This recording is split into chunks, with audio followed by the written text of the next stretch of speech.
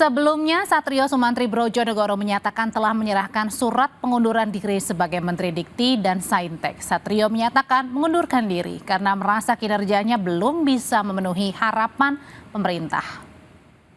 Alasan utamanya karena saya sudah bekerja keras selama 4 bulan ini. Namun karena mungkin tidak sesuai dengan harapan dari pemerintah,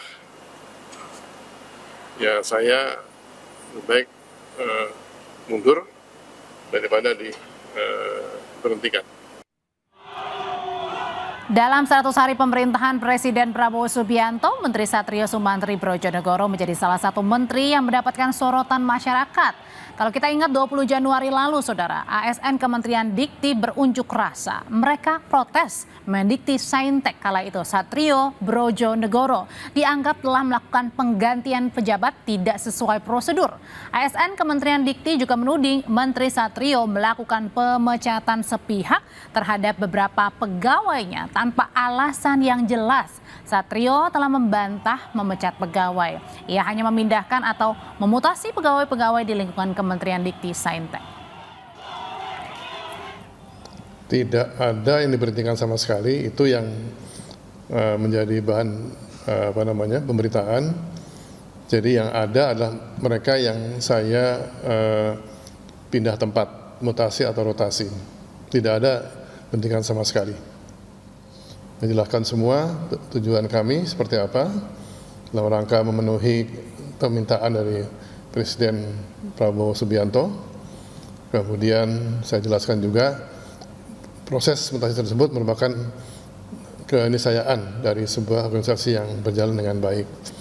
Setelah berbicara cukup panjang, kedua tokoh aksi tersebut menyampaikan permohonan maaf karena apa yang dikerjakan tadi pagi itu, dan mereka berjanji untuk mengikuti semua peraturan yang ada di dalam Kemendikti Saintek.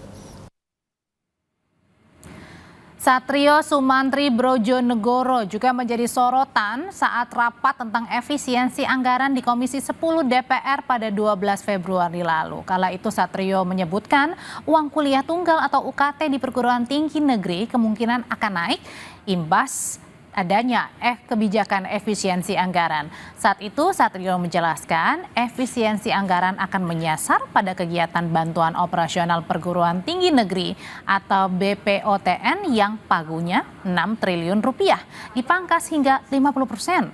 Jika pagu itu dipangkas, Satrio menyatakan ada kemungkinan perguruan tinggi akan menaikkan uang kuliah. Tapi kemudian Satrio membantah pernyataan soal adanya kenaikan UKT.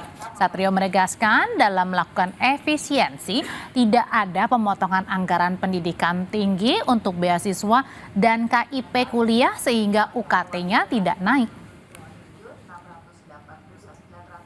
Untuk yang kelembagaan juga kami berharap dukungannya untuk tetap mampu memberikan pelayanan pada perguruan tinggi supaya tidak terjadi kenaikan UKT. Kan efisiensi dirjen anggaran 50%. Kami usulkan kembali supaya posisinya kembali kepada pagu awal, yaitu 6,018 triliun.